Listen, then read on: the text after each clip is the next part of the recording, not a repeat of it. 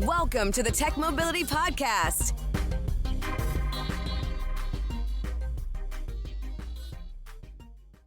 I'm Ken Chester. On the docket, when wood is stronger than steel, who is rural America and wanted more wheelchair ramps?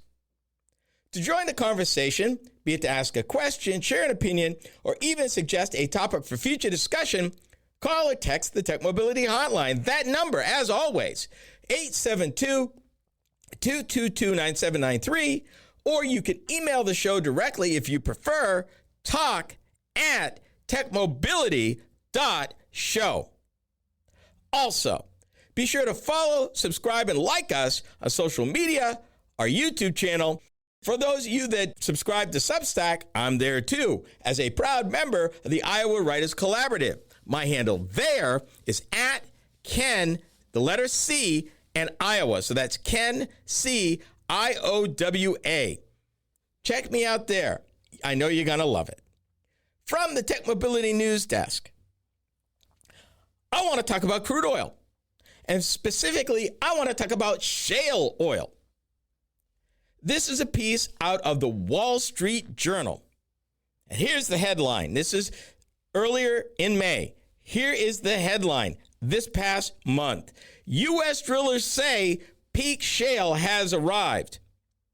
Lower oil prices are expected to precipitate a decrease in crude output that won't easily be reversed.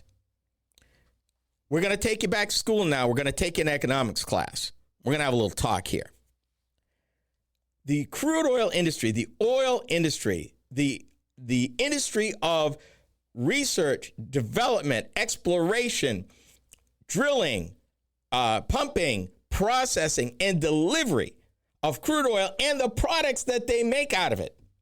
Everything from gasoline, jet fuel to plastics, everything is a capital-intensive business with long lead times.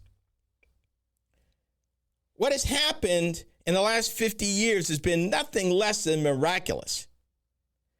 In the traditional, I guess you would call it, first wave of crude oil exploration and development, people were saying then that the discoveries like Prudhoe Bay in Alaska, like Spindletop in Texas, like the Permian Basin, all of those major older fields,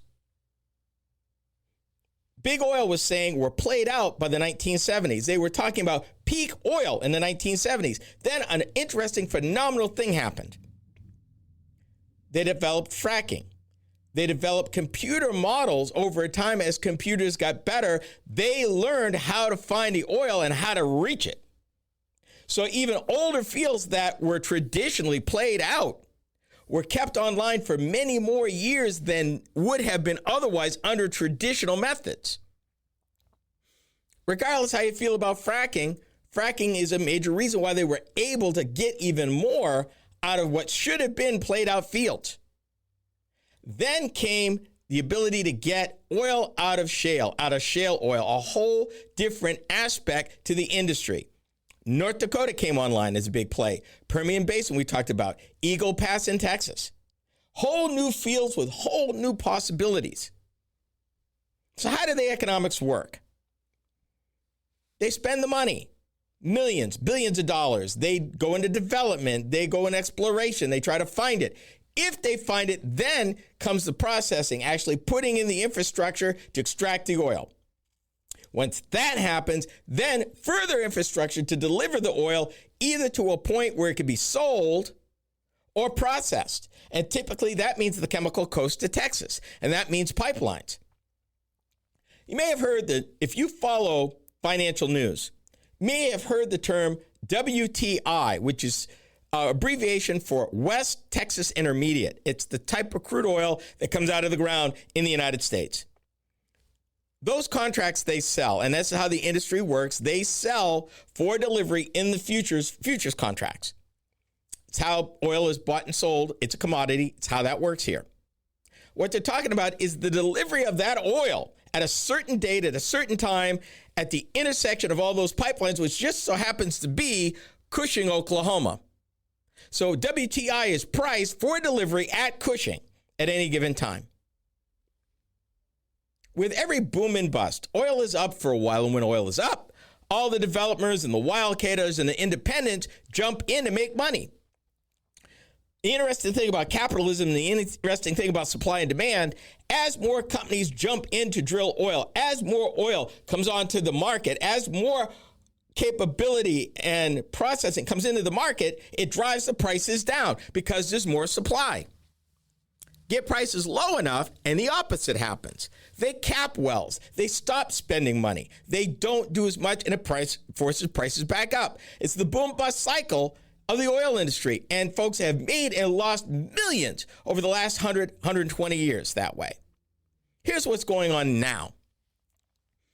The investors that underwrote the private independent wildcatters and smaller companies to do that, they want their money, and we've reported on that earlier. So even as oil was going up in price, you didn't see a corresponding increase in drilling rigs and all of that because the investors were demanding a return on their money, and those companies were obligated to return money to their investors and not put it into the ground. Here's another thing.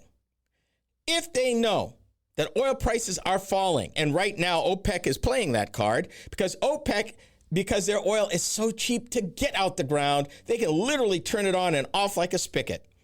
And for many years, Saudi Arabia has kind of been the safety valve of the crude oil industry, adding production easily or holding it back to stabilize prices. Right now, they got the spigot on.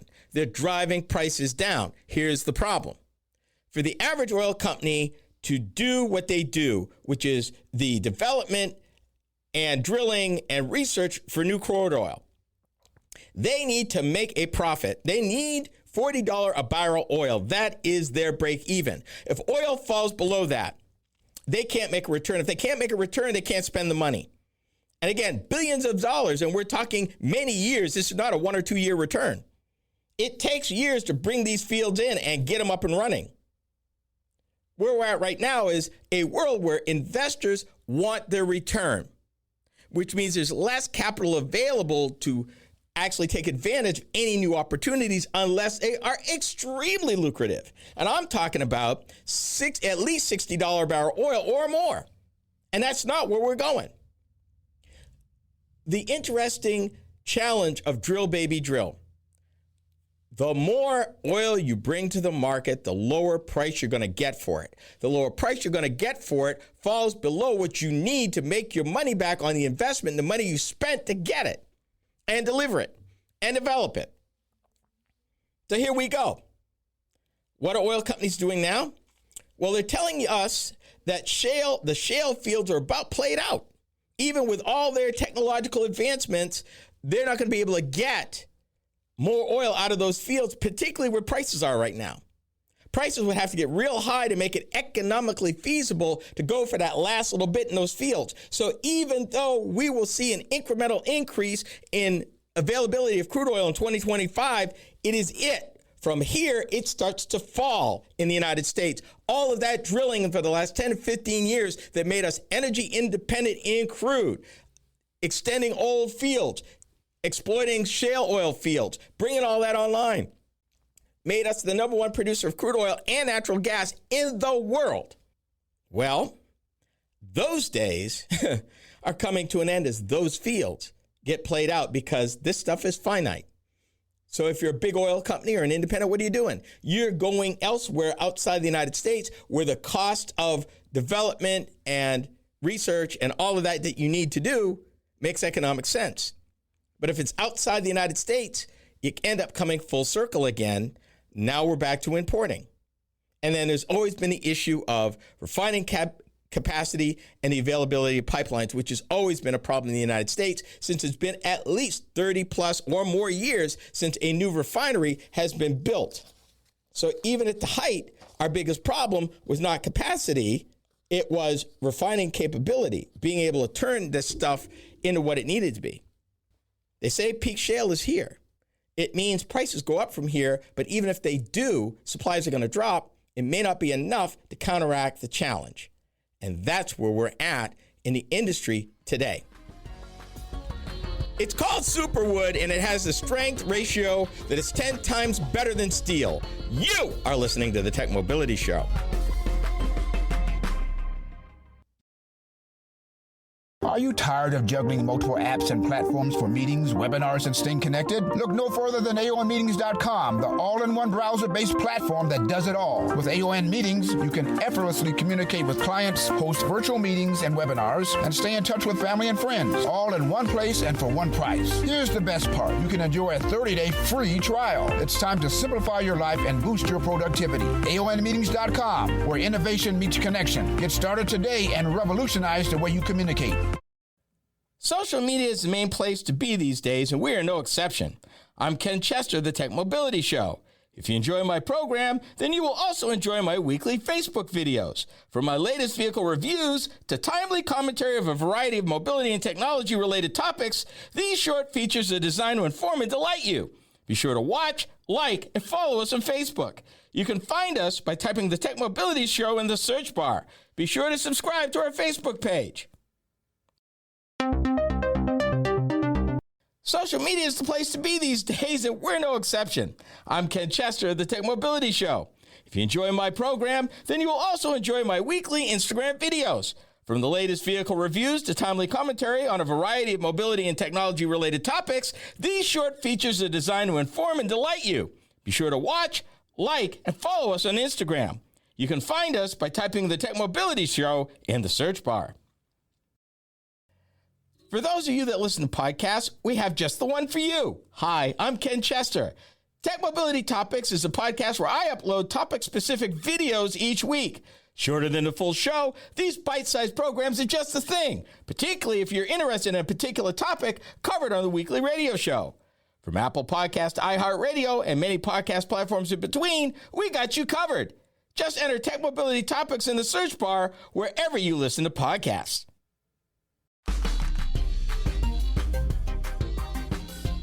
Describe the perfect day, Liz.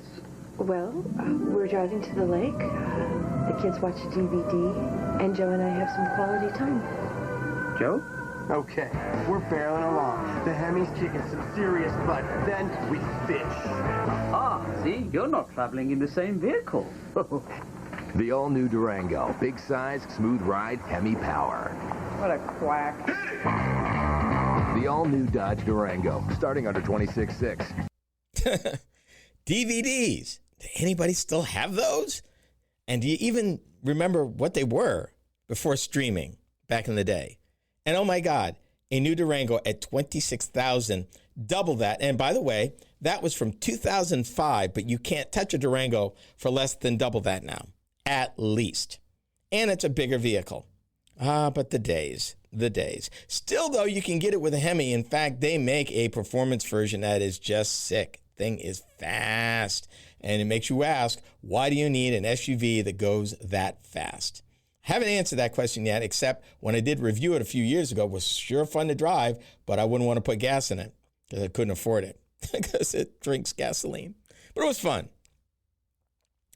A material invented at the University of Maryland will soon offer a radical alternative that has a 50% greater tensile strength than conventional steel and a strength-to-weight ratio that is 10 times better. Let me stop.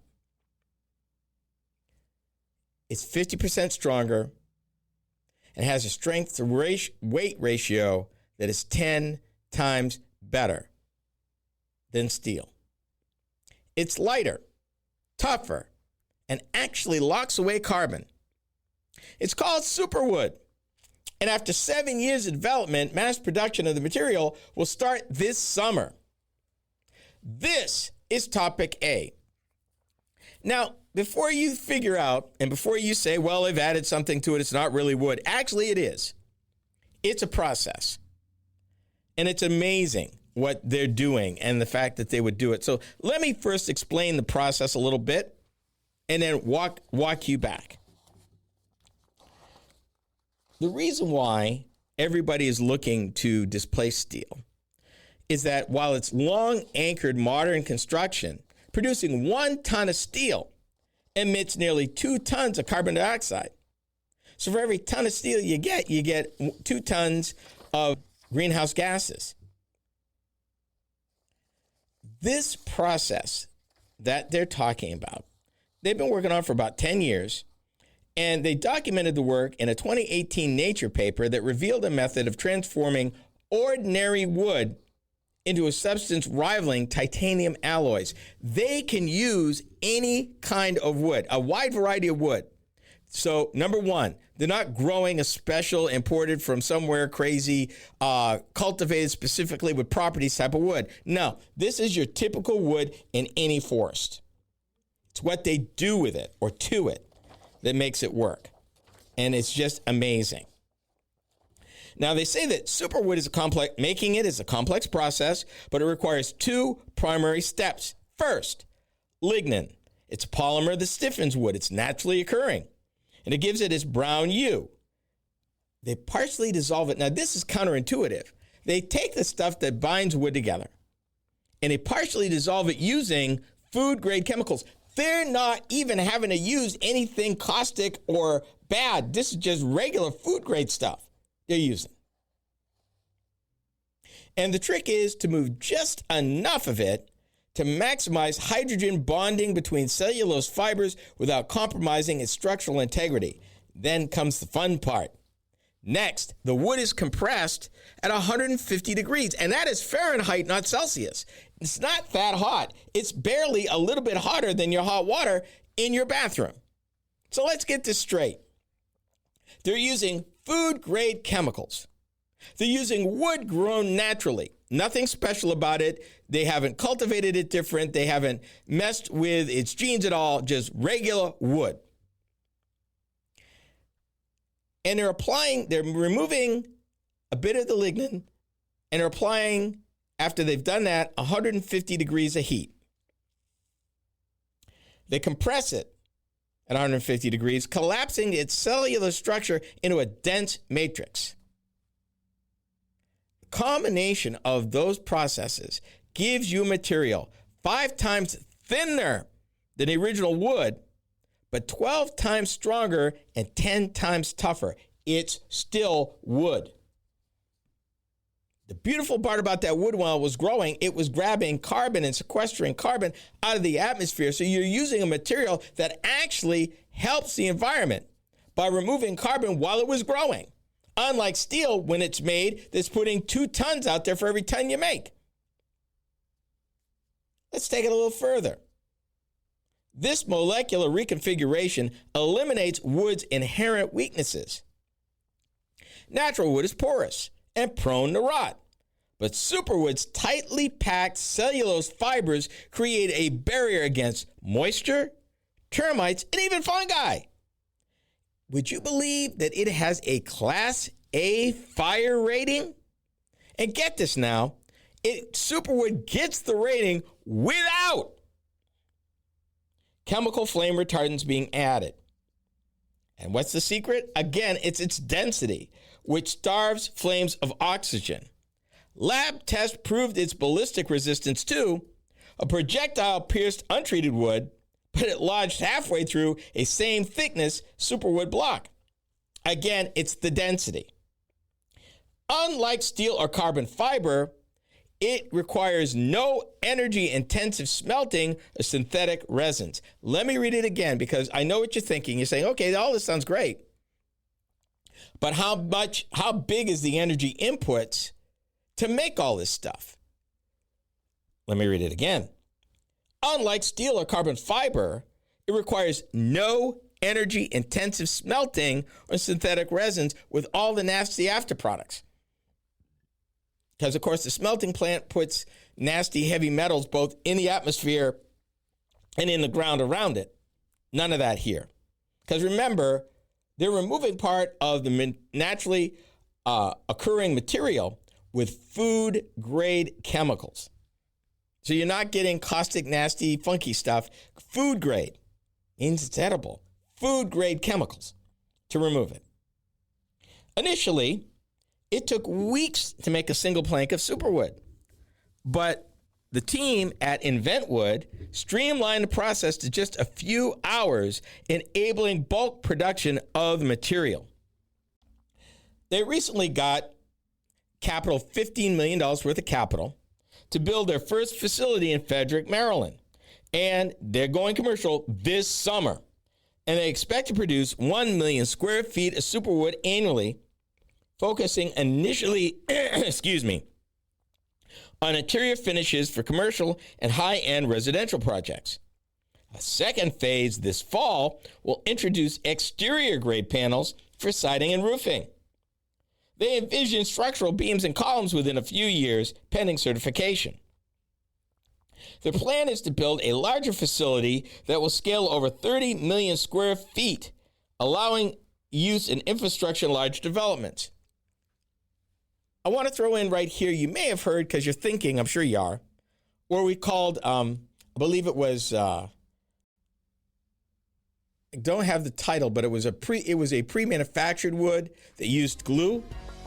This is not that. Who is rural America? The answer is not as straightforward as you think.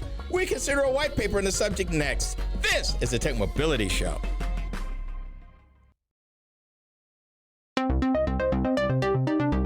Do you listen to podcasts? Seems that most people do. Hi, I'm Ken Chester, host of the Tech Mobility Show. If you missed any of our weekly episodes on the radio, our podcast is a great way to listen. You can find the Tech Mobility Podcast just about anywhere you can enjoy podcasts. Be sure to follow us. From Apple Podcasts to iHeartRadio and many platforms in between, we are there. Just enter the Tech Mobility Podcast in the search bar wherever you listen to podcasts. Social media. It's the place to be, and we're no exception. Hi, I'm Ken Chester, host of the Tech Mobility Show. Several times a week, I post to TikTok several of the topics that I cover on my weekly radio show. It's another way to keep up on mobility, technology, news, and information. I've built quite a library of short videos for your viewing pleasure, so be sure to watch, like, and subscribe. That's the Tech Mobility Show on TikTok. Check it out.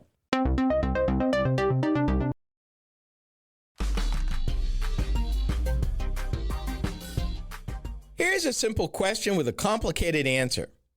Who is rural America? Researchers claim that there's little agreement on how to define it. As the U.S. population has become more increasingly concentrated in urban centers, rural communities have at times been an afterthought. Yeah, they call us flyover country out here. Yeah, little they know. The myths perpetuated about its irreversible decline has little resemblance to reality. So, what's going on out in the country? This is topic B. I am based in Des Moines, Iowa. I am based in a state that would be categorized pretty much any kind of way once you get outside our metropolitan areas as rural. We've got 99 counties. We've got roughly 3.1 million residents. It's a lot of ground and not a lot of people. And once you get outside the cities, our densities are pretty low. But would you believe, let me just give you an example. I'm looking at a McKinsey Institute for Economic Mobility white paper. And they're pretty smart folks, and they're trying to identify. And I want to give you a reason why you would think that this is an issue. But before I do, some numbers. Rural areas account for 1/7 of the total U.S. population and approximately $2.7 trillion of U.S. GDP. And believe it or not, that's roughly 10%, but it's a lot still. They're trying to nail down this definition, which to me, I mean, I live in Iowa. It's not that hard. I can take you 10 minutes from where this studio is and sure you rural. 10 minutes at the most, any direction. Pick one.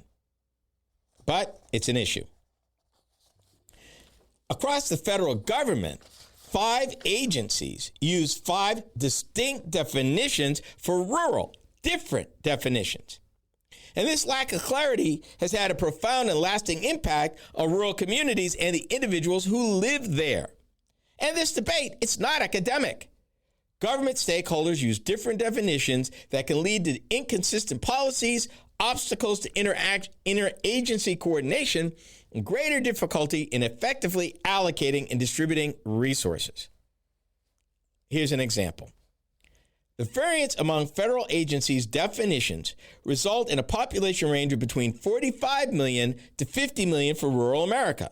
And that's a 10% difference that nonetheless represents a substantial portion of the U.S. population. United States as a whole is roughly 332 million, just to give you some context.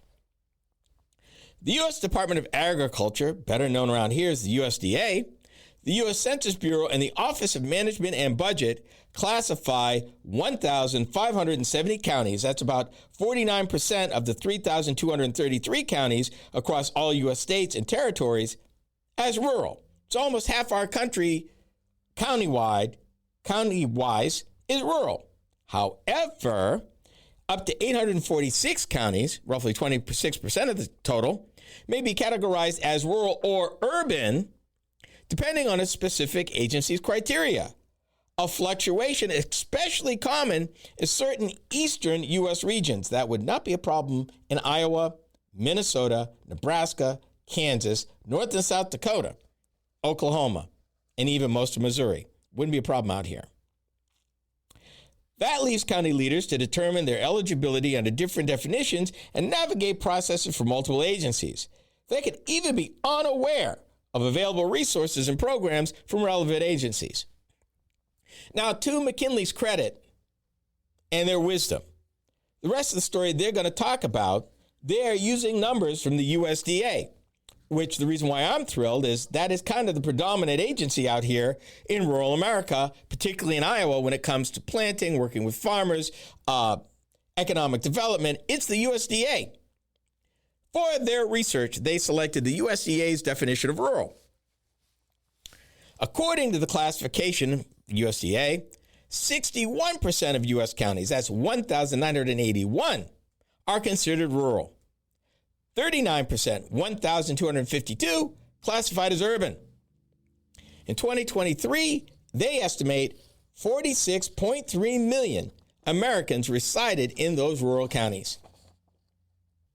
In all 50 states and all U.S. territories, including tribal lands, American Samoa, Guam, Puerto Rico, and the U.S. Virgin Islands have rural communities.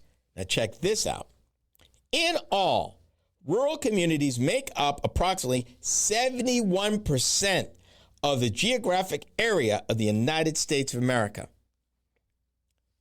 Almost 3/4 of the landmass that makes up our great country is classified as rural. I want that to sink in. All those cities are crammed in a little bit more than 1/4 of the landmass. Yeah, what could possibly go wrong, right? 71%. I'm going to skip through some of this. I'm going to hop and skip here.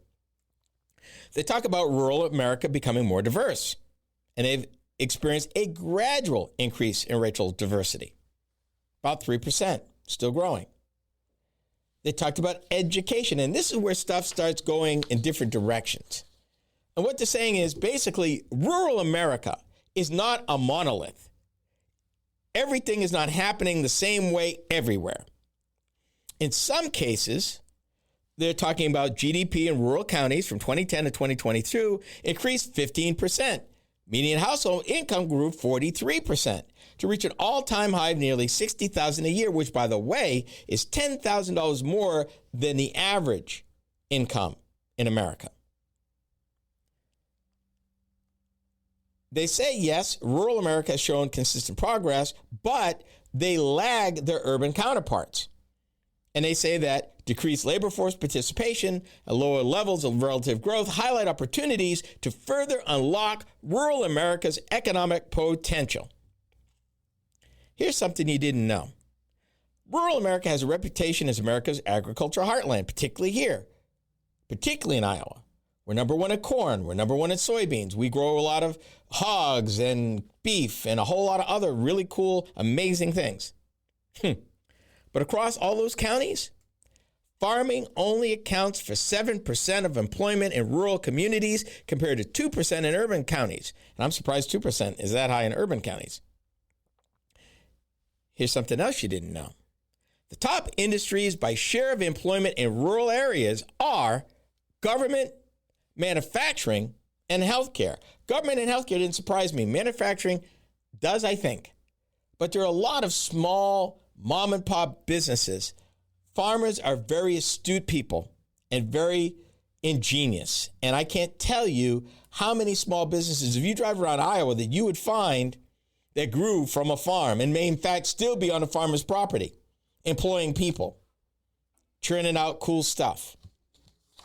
Government, manufacturing, and healthcare, the big three. They believe that there needs to be continued improvement.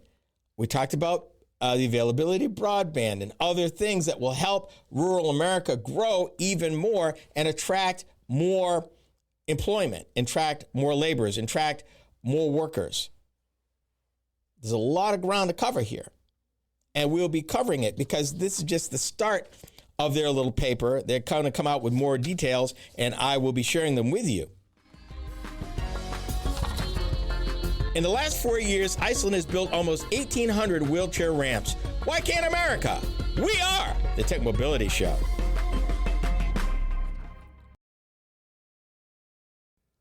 To learn more about the Tech Mobility Show, start by visiting our website. Hi, I'm Ken Chester, host of the Tech Mobility Show. The website is a treasure trove of information about me and the show, as well as where to find it on the radio across the country. Keep up with the happenings at the Tech Mobility Show by visiting techmobility.show. That's techmobility.show. You can also drop us a line at talk@techmobility.show. Did you know that Tech Mobility has a YouTube channel? Hi, I'm Ken Chester, host of the Tech Mobility Show. Each week, I upload a few short videos of some of the hot topics that I cover during my weekly radio program. I've designed these videos to be informative and entertaining. It's another way to keep up on current mobility and technology news and information. Be sure to watch, like, and subscribe to my channel. That's the Tech Mobility Show on YouTube. Check it out. Are you tired of juggling multiple apps and platforms for meetings, webinars, and staying connected? Look no further than AONmeetings.com, the all-in-one browser-based platform that does it all. With AON Meetings, you can effortlessly communicate with clients, host virtual meetings and webinars, and stay in touch with family and friends, all in one place and for one price. Here's the best part. You can enjoy a 30-day free trial. It's time to simplify your life and boost your productivity. AONmeetings.com, where innovation meets connection. Get started today and revolutionize the way you communicate. Social media is the place to be these days, and we're no exception. I'm Ken Chester of the Tech Mobility Show. If you enjoy my program, then you will also enjoy my weekly Instagram videos. From the latest vehicle reviews to timely commentary on a variety of mobility and technology-related topics, these short features are designed to inform and delight you. Be sure to watch, like, and follow us on Instagram. You can find us by typing the Tech Mobility Show in the search bar.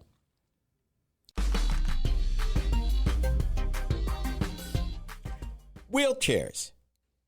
This is a mobility show. We talk about technology too.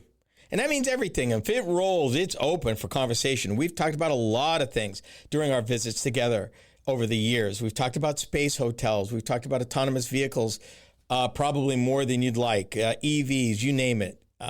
Diesel engine, everything. But wheelchairs. When it comes to mobility, of which we talk about a lot, accessibility and accessibility barriers are real issues when it comes to public spaces. And in the United States, that is even as a result of legislation that was passed back in the 90s to alleviate that problem, better known as the Americans with Disabilities Act, or ADA. That was passed in 1997. And yet, today, almost 30 years later, accessibility for people who use wheelchairs or need wheelchairs to be mobile is an issue. An Icelandic designer who made his mark in Silicon Valley and is a wheelchair user himself has developed ways to overcome the exclusion that is often built into a city. This is topic C. So what's the problem? Let's look at Iceland for a minute. Small country. He started in the last 4 years. He has built, or caused to be built, 1,756 wheelchair ramps. And the cool part about it, he says, just to cut to the chase, it's easy, it's cheap, and there's no excuse. What he was finding is because of the age of a lot of the buildings in Reykjavik, they go back to the 1800s. Very often it's 1 or 2 steps that prevent him from entering a building that he can't enter or a place of business because of those steps. He started planning, he started working with a lot of people. And it's beautiful because you see these pictures and you really almost don't realize that's a wheelchair ramp. In some cases, it's just elevated a little bit to the door, eliminating the step. You don't even notice it. And this is even working with buildings that may be on the National Register of Historical Places or have that kind of historical value where they're reluctant to make changes. He's saying it's still possible. We've done it. And for a country as rich and powerful and as innovative as the United States of America, there's no reason why we can't do the same thing. And that is exactly his point. The man's words. As I was sitting outside, I kept looking at that one step. He was looking at getting into a store with his son. He couldn't do it. And over the years, steps like that had stopped me from being able to go to cafes, meet friends, from going to the barber, or going Christmas shopping with my family. That one step was the main obstacle between me and fully participating in society. And not just me, anyone who uses a mobility device to get around. I decided that this had to change, and since nobody else seemed to be doing anything, I figured it was up to me. So 4 years ago, he created something called Ramped Up Reykjavik to fund the installation of 100 ramps in places with the most foot traffic across Iceland's capital, cafes, restaurants, and shops. 4 years later, the project delivered far more ramps than initially promised and well beyond. Reykjavik and additional Icelandic cities have garnered a fitting name change to Ramp Up Iceland. And they're still at it. And he says it can happen in the United States and around the world. Not a problem. The question is, why hasn't this been done sooner? And why do we have to make a big deal all the time of something like this? Here's part of the reason. He said, creating accessibility in any urban environment is often met with logistical and bureaucratic challenges. But in cities with historic buildings that predate modern accessibility standards by decades or even centuries, those challenges are even further amplified. 70% in a recent study, 70% of disabled people surveyed said they showed up at a building only to realize they couldn't get in. More than half of them, 60%, reported that they had to leave without completing their task because the building wasn't accessible. Now, I bet you thought that was probably done in Europe somewhere, right? No. That study, the one with the numbers I just quoted, the 70% of disabled people who showed up to a building to realize they couldn't get inside, that number, that study was conducted in the United States of America. And I'm not talking about 30 years ago either. The word's recent study. I'm talking in the last 3 to 4 years. This should not be, people. The Americans with Disabilities Act are supposed to change that, trying to make it equitable. Do I dare even use that word now? For people with disabilities to have equal access to things. A wheelchair should not be a sentence to be isolated. Period. Just shouldn't be and doesn't have to be. And that's the point. Yet, even with the ADA, there's still massive access inequities in our urban environments. Buildings, sidewalks, and transportation systems often remain out of compliance or are poorly maintained, and the legal protections such as the ADA aren't universal. People, 30 years, there's really no excuse for this. We talk about how big and successful we are. We talk about all of the changes and things we've invented. Yet we can't do this for some of our more vulnerable citizens, some of our more challenged citizens. We can't do something as simple as facilitate wheelchair ramps. They don't have to be a big deal. The man shows pictures, and some of these literally are raised ground, which if you didn't know it was a wheelchair ramp, you wouldn't have known. But it was, and it makes all the difference in the world. You don't have to re-engineer an entire building to make it accessible. Just a little creative thinking and a little gumption and a little commitment. That's what he's talking about. If he would start 4 years ago, and he had a modest goal in Iceland, a small country, to install 100 ramps, and in 4 years installed almost 1,800. Why can't that happen here? 70% of disabled people surveyed said they showed up to a building only to realize they couldn't get inside in the United States of America. Recent study. My friends, this should not be. This should not be. We have a responsibility. As the Bible used to say, to much is given, much is required. And we should be looking out for those less fortunate than us. We've been blessed. We need to look out. It can be done. It is not impossible. It is not hard. And it's not expensive, regardless of what they will tell you. It's not. You just need to be creative about it and committed. And this will happen. We can make this work.